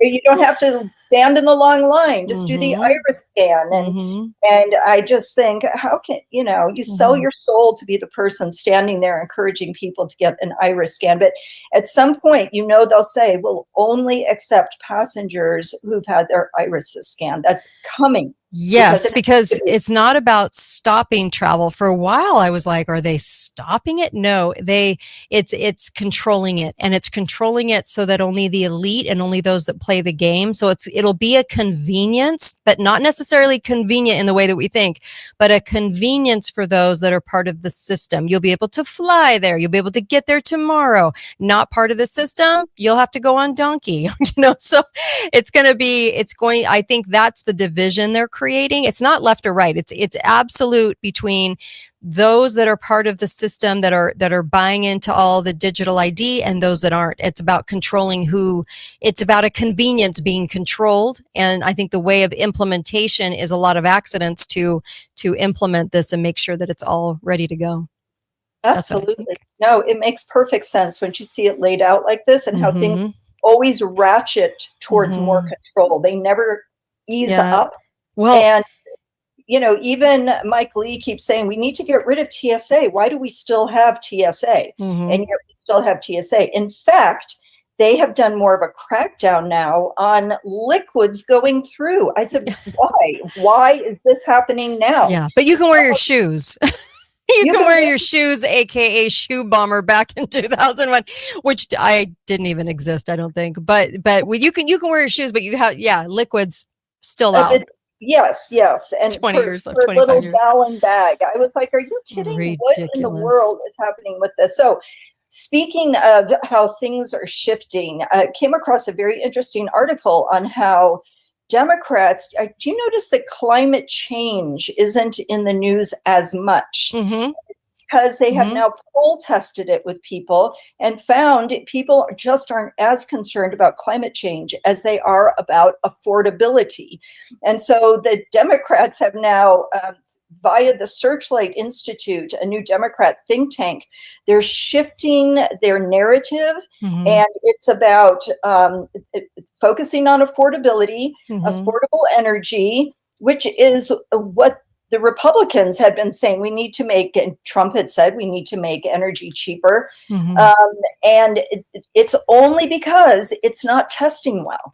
And so now even the searches for it on Google have gone way down, which tells you, Mhm. oh, were people panicked about this or not? The Democrats wanted you to think so, but it wasn't delivering them the money and the election results they wanted. Mhm. So they simply shifted. But They just, the government, it does control the prices of things. So what we're doing is we're sort of playing along with the administration in believing that utilities have to be sky high, that the cost of energy has to be sky high. I actually think they're lying about how much data, how much water it takes to run all this data. And I think that's why we started out with the lie, not the lie. We started out with presenting Oracle and Larry as we're going to build all these data centers out there so that we would have a perfect excuse for as to why we're all paying sky high utilities. We should be asking, why are they not reducing that? Why are cities and counties all across America not reducing this? Why is the cost so sky high? And I do think it goes back to the airlines for the same reason. You will have the elite where stuff is affordable inside certain cities, inside certain apparatuses. But for those that go rogue, you will not have the luxury of low cost, utilities in the future. But we don't question enough why it's sky high. That's a problem. Absolutely. Oh, to me. and think about all the money it generates for government. Oh my gosh, yeah. Everything taxed, Mhm. all that energy taxed. And I don't remember what it was. Elon Musk posted a thing, or he reposted it, and it showed one little unit of something in the middle of the country, and it said this could power the entire country. It wasn't nuclear, it was something else. And I thought, oh, people are already starting to think, yeah, this doesn't seem right that we have such abundance of technology and we're still pretty much in the dark ages on this. Yeah. But I wanted to read this. This is how they think on the left. And I do believe there are people like this that think there's no obvious electoral upside in being really smart on energy and climate policy. He said, polling doesn't tell you what to talk about, it tells you how to talk about it. And so they're very sensitive to words and knowing what triggers people and all of that emotionality. That it said, in fact, it appears that climate change had already started to vanish from the national conversation, dropping to roughly half since 2023. And so it's like, this is not getting traction. And I think that had to do with inflation. People all of a sudden started to say, really, I don't care about the abstract future. I need to be able to put gas in my car right now. And so they're very sensitive to this. And can we not at least be aware of the fact that it's not in the headlines anymore and people aren't being propagandized with it as much, but it's only gone underground. So they are still going to push this because they know it triggers people. But now you know what their number one thing is? Free speech. The left is saying, we have to advocate for free speech. Really, the people who censor want to advocate for free speech as their number one issue because it's testing well. And they obviously have a different definition of free speech because of their woke politics. And that brings me actually to the next thing I was going to talk about, which is they figured out that part of this woke agenda that has created come like a tsunami, and it has to do with the fact that so many of the professions and are related to the percentage of women that are now in those professions. And there was an article at Compact Magazine, The Great Feminization, by Helen Andrews, and she just gives some statistics that it said since 2016, law schools have gotten a bit more female every year. In 2024, they were 56% female. And that's when it seems that things go woke, because that is when the feminine values take over that are different than traditional male values. Psychology was once a predominantly male field, and it is now overwhelmingly female at 75%. Of psychology PhDs go to women, 75%. And what that ends up doing, it ends up even driving out even more men because they can't tolerate how woke essentially and how they have to Mhm. talk and how they have to be so careful in what they say. And Mhm. so they said institutions seem to have a tipping point after which they become rapidly more and more feminized. And she said this really started essentially in 2005. Do you remember when Larry Summers gave a talk and said, you know, it's hard to get women, Larry Summers at Harvard, it's harder to get women sometimes into science because they choose different preferences, right? Mhm. In their daily lives and in their professions. And he was forced to resign, no matter how much he apologized. But she said what was so interesting is that some of these women who came out in protest, biologist at MIT, Nancy Hopkins, said, it made me physically ill to hear him say that. She didn't make the rational argument. She was using emotion. And she said this was the beginning of the great woke era, right? Mhm. And it's called the great feminization. And the thing about it is, it's not going to stop. These percentages are not going to stop. So what are we going to do? So example, the first woman to attend law school in 1869, Mhm. the first to argue a case before the Supreme Court was 1880. You know, we think things just started happening recently. No, 1880. The first female Supreme Court justice, 1981. But then when Sandra Day O'Connor was appointed, that was Sandra Day O'Connor, only 5% of judges were female. Today, women are 33% of the judges in America, and 63% of all the judges appointed by Biden were women. 63%.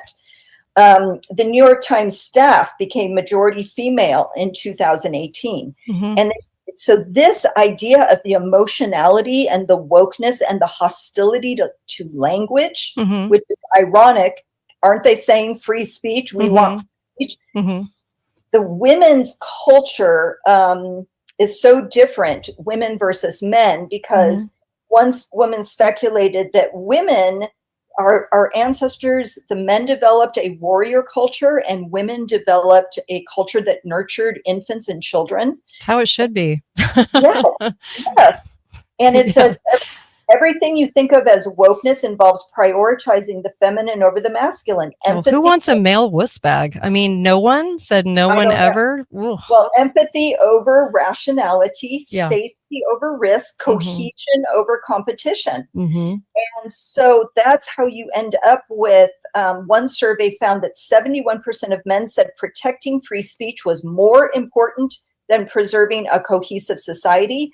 And 60% of women said the opposite. And so cohesive means you have to give up, you have to compromise, right?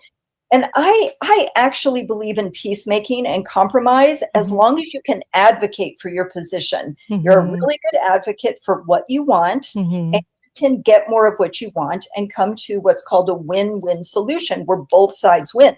That's not what wokeness is up to. Wokeness is about we win, you lose. Yeah. Women, And free speech to them sometimes just means that what they say and the narrative gets spoken. And if you contradict that, you don't get free speech. You only get free speech if you repeat the narrative. And in the digital ID world, that's what we're moving to too, is the selling of propaganda gets you things. And if you repeat something, you're going to be what they call an anti-social, anti-government disbeliever. Yes. And that's the tribal nature of the PSYOP. That Chase Hughes does point out. As soon as you say there's an in-group and an out-group, he goes, that's a PSYOP, to start labeling people like that. Helen Andrews points out that once this tipping point happened in medicine, doctors began wearing pins and lanyards expressing views on controversial issues from gay rights to Gaza. And so even doctors saying Black Lives Matter protests could continue in violation of COVID lockdowns. The doctors came out and said that. It's because the profession had become more feminized. And it's not that all women are like this. It's just that there's just the horrid ones. It is a trend, and it's like Yeah. As Musk calls it a mind virus, and people have asked him, "What do you mean by a mind virus?" It is a thought narrative that gets stuck in people's heads that they believe is reality. And so, until you really start looking at these trends and seeing how they track together, you're like, "Wait a minute, could this possibly be the explanation?" I think it likely is, and how you're having this huge displacement of young men. And now I'm seeing more and more stories. Young men are in crisis. If you look at the statistics, who committing 80% of the suicides, it's not young men. It's men. And so what is driving that? Well, they've been displaced by this, and now they're feeling like, I can't be successful in these realms because society's dictating that they're worthless and you don't need them. Everything can be done without them. They're a big pain.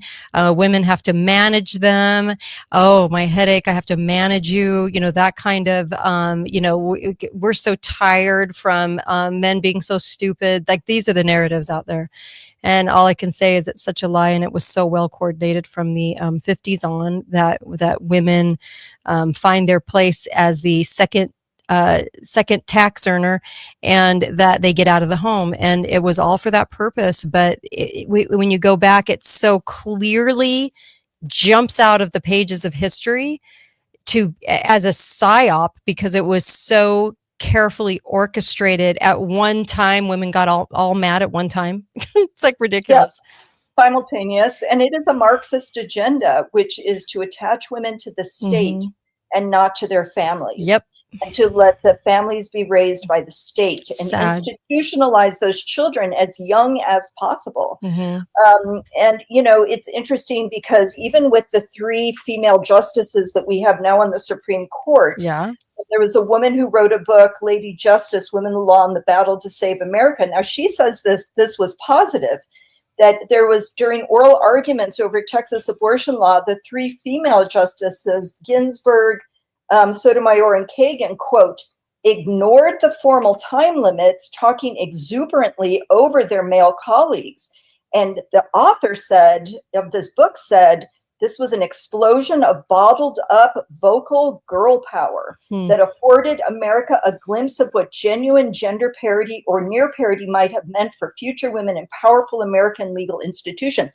She's saying, let's just violate the codes, violate the agreements of how you take a turn, I take a turn. We have a, civilized debate. The emotionality of the women and the fact that they were able to violate all these entrenched rules. She said, oh, that's girl power. Well, no, there's formal ways of changing rules. And so they see themselves as empowered, and they're just, it's a violation of codes. And then men in these situations feel less, they feel more targeted. Oh, yeah. They don't know what to do. Exactly. What to say. They're always the bad guy. So. Yes. And so, but this is all, again, part of Marxism. David Horowitz, who died recently, he started off as a leftist, as, quote, what he called a red diaper baby. Both his parents were communists. He was born here in the US. But he just said, it opened my eyes to the fact that whatever they say is the issue is not the issue. It's always about the revolution and gaining more power. Yep. And so that's what this is about, and why it's so obnoxious, and why they're protesting in the streets when ICE is arresting criminals, rapists. They just rounded up a bunch of food vendors in New York City.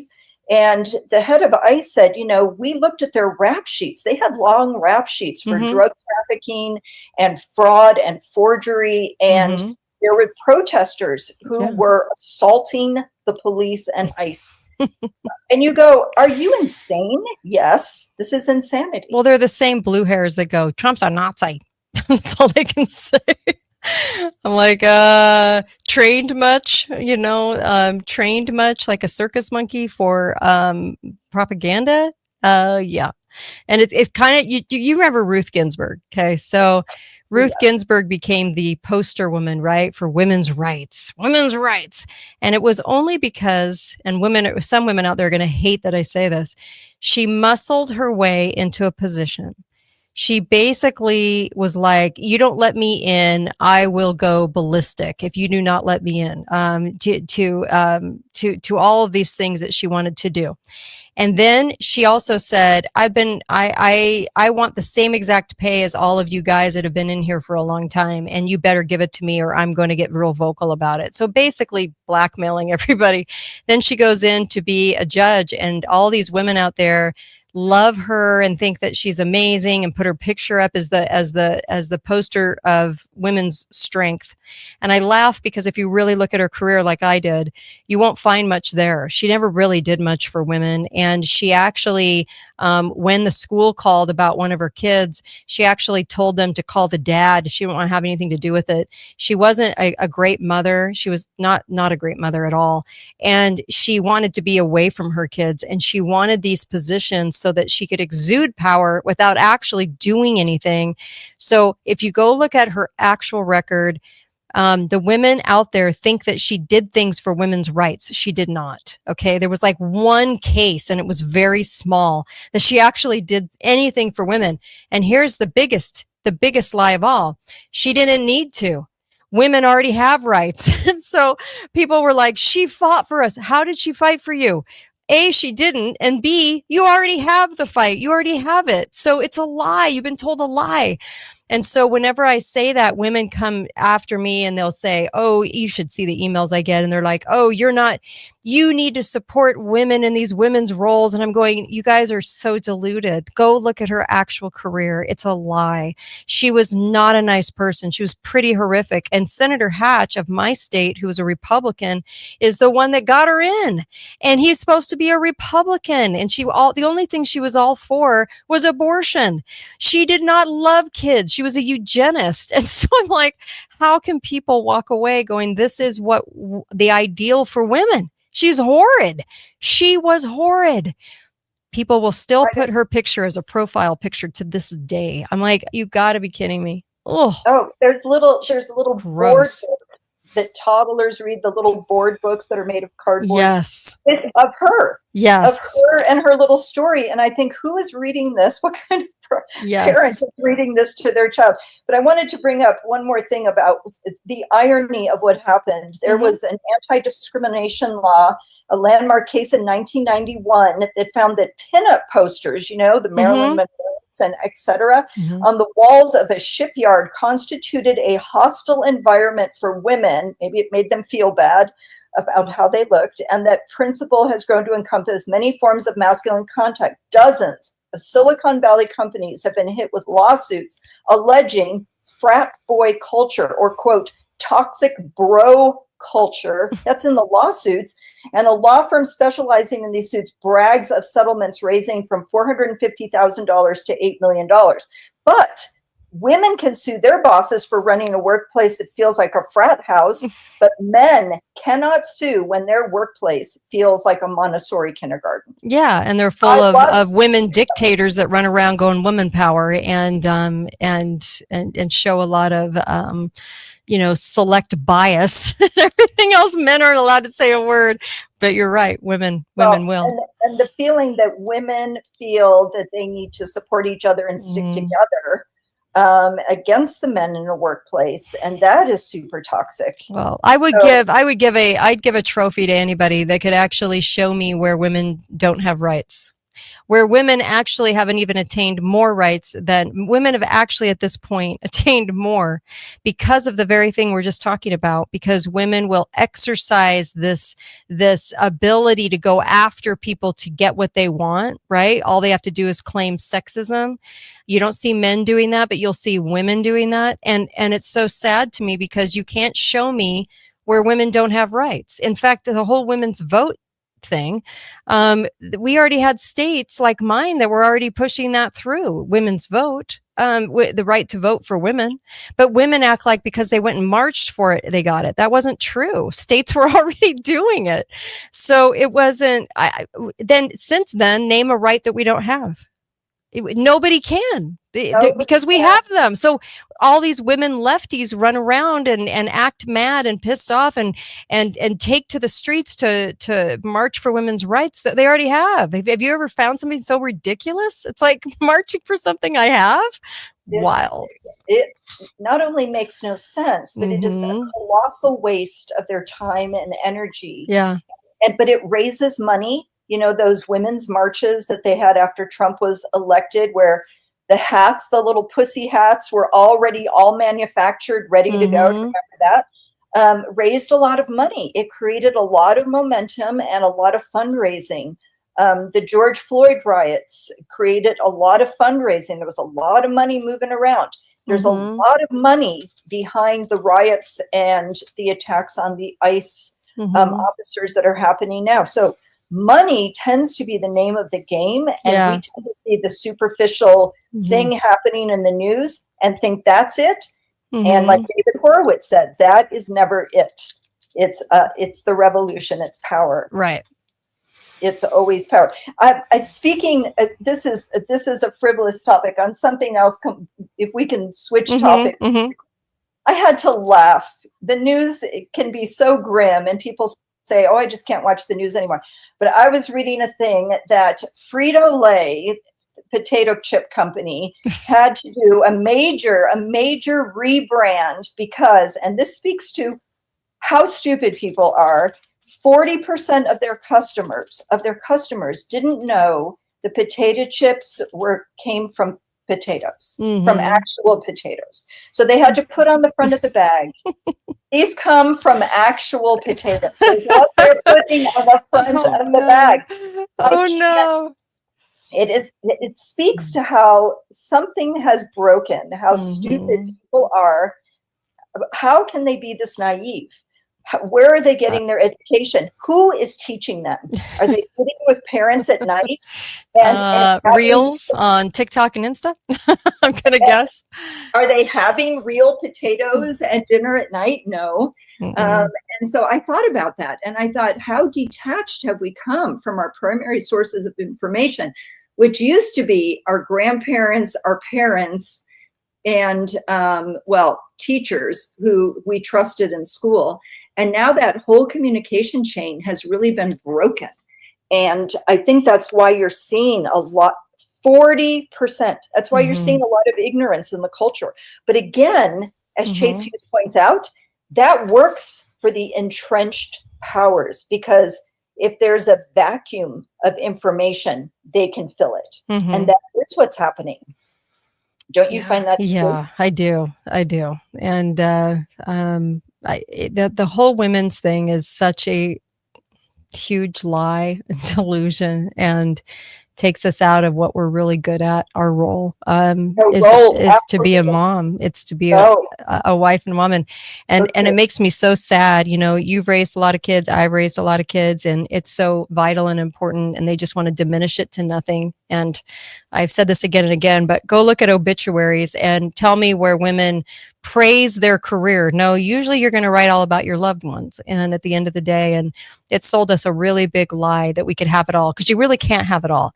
I've tried to have it all. You can't. Something's going to fail, and something's going to take its hit. And usually it's going to be the family.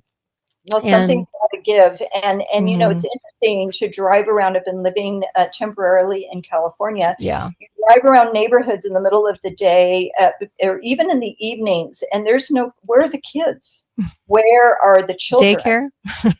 I guess. Somebody else? Remember when we were growing up, the streets were teeming with kids. Yeah. People were playing ball in the middle of the street. People were hanging out with their families. Yes, much fun, right? Yes. People were sitting out on their front lawns and just visiting with neighbors, and all of that has been replaced. Yep. That is, I have to say, that's one thing I've loved. I'm from California, from the beach areas in Orange County. And I will have to say that I love Utah, raising my kids in Utah, because I lived on a street where, no kidding, there were 35 children under the age of 12, all from different families. And no, I don't believe in being a polygamist. So no, thank you. So if anyone wants to say that, just stop, because it's paraded around as being LDS, but it's not. Anyway, so these are normal families, okay, all raising their kids, but a lot of them were home moms, and I've always worked sort of like part-time, usually out of my house or whatnot. And there was a time when I put my husband through school, where I had to work 4 days a week, and I hated it because I wanted to be home with my kids, and he wanted to be working. He didn't want to be home, but one of us was there with them. So we didn't do daycare while he was getting his last degree to do what he does for a living. So that the street with 35 kids and all these moms out on the lawns talking and laughing and having fun together.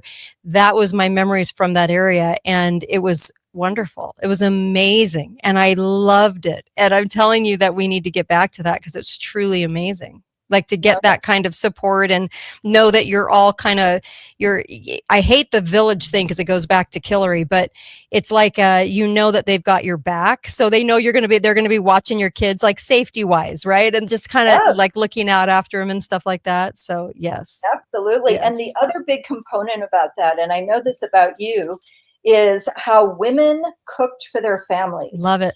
And they cooked, and it was not processed food with all these chemicals. And I watched a video of a feminist talk about, she goes, we got this wrong. She says, we are having such a huge child obesity problem now because kids are growing up on snacks. Their mothers are packing just snacks, and it's not the wholesome food that we told women that cooking was slavery, that was oppression. And now their kids grew up to be unhealthy. I'll put it this way. Here's your quick snippet. Don't get recipes from a leftist, loony, girl power leftist. Those recipes will not be as good. I promise you. They're not used to being in a kitchen. Oh, it's so true. So true. And, there's the old way of cooking, like my grandmother cooked, my mother cooked. And my mother told me the same thing, is you don't want to waste your time doing this. And I had to come back and recognize, no, this is what not just feeds them physically, it feeds their soul to be cooked for and taken care. Here's a comment from Angel, and I love this on YouTube. Mom, simply called outside. It's time for dinner, and that's the truth. I mean, moms made dinner. We all sat around the tables. We ate dinner together as a family. That was what bonded us. Not expensive vacations. We never did those.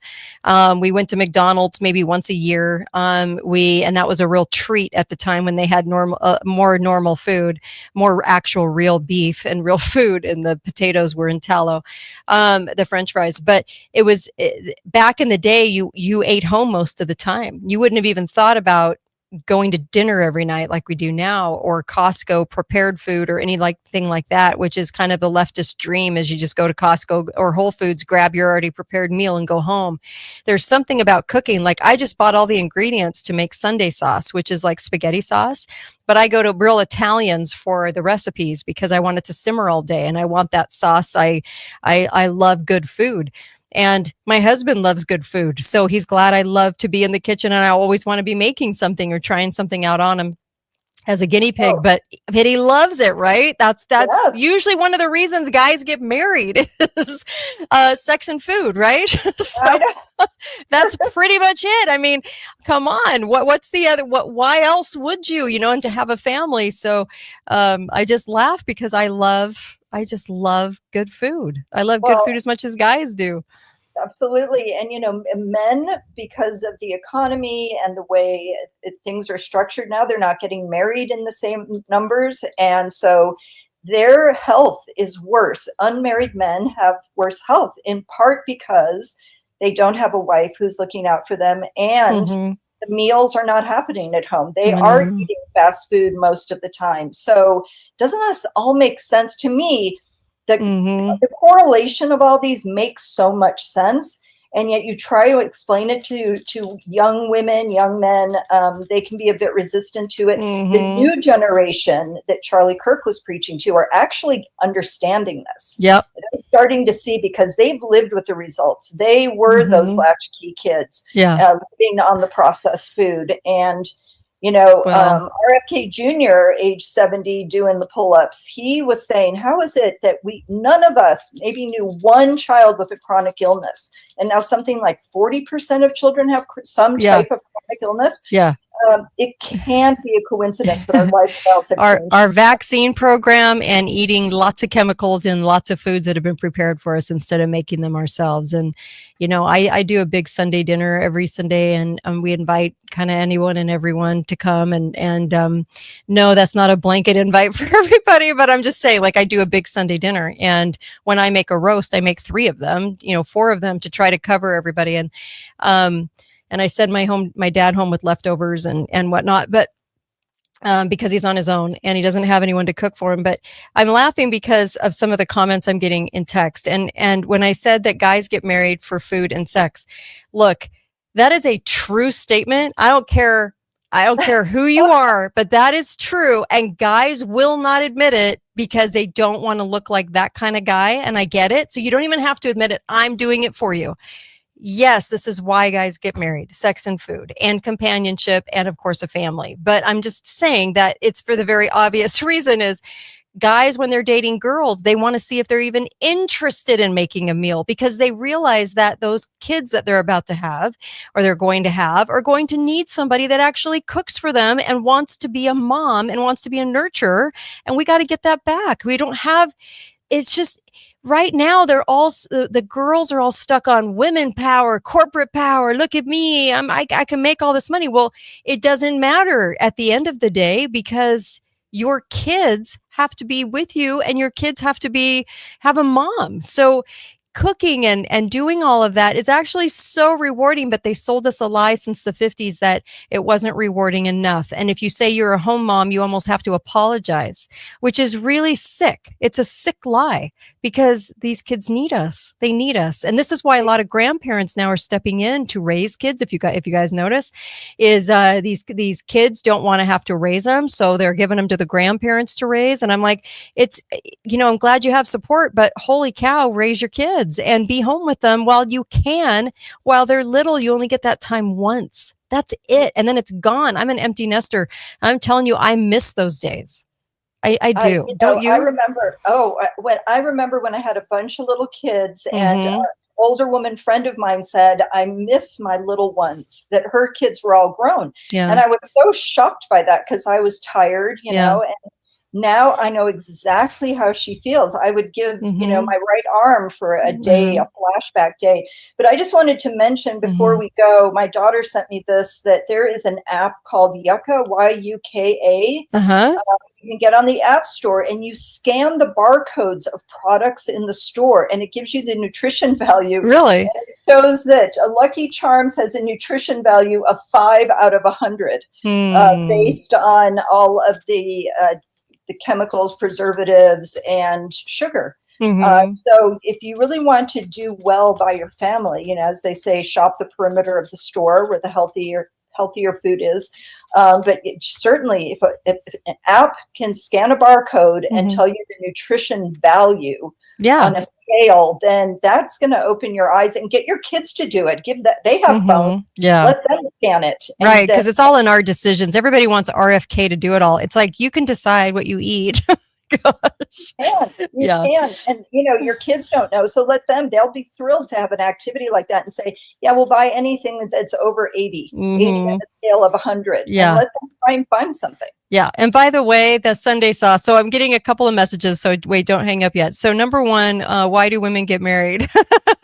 Well, women want to, so I love the clip that says, you give a woman a house, they'll make a home. You give a woman, obviously sperm, they will make a baby. You give women one thing, they will enhance and grow that thing. So there is something about for women about managing and having a family that's very rewarding. Okay. And we have those instincts for a reason. but we also want a man that's a man. So we don't want a feminized version of a man. We actually want a man to be a man. And so most women you talk to, except your far lefty blue hairs, you're going to find somebody that would want you to be a guy. And I have to be humble a lot in order to, it's like a very humbling moment when you go, okay, well, husband, you're the head of our home. What do you want to do? And make sure that I am not a total decision maker. Women need that humility. So in marriage, it's a need for women to actually have those humbling experiences where you're not the only one that exists in the family or the most important person to exist, but that you actually make room for a husband to lead that family when that husband is listening to God. So a husband listens to God, but you don't jump frog over him. You make sure, and that, okay, I'll give you a, for instance, I didn't want to move once and my husband did. And my husband's like, no, we have to do this move. And I was like, no, I'm not going. And he's like, Kate, we're going. I'm like, okay. I mean, there's a humbling aspect there that women don't want to admit, that if your marriage is working right, then the woman realizes that a man in that role as a leadership of that family is vital to that family. The kids need to see it.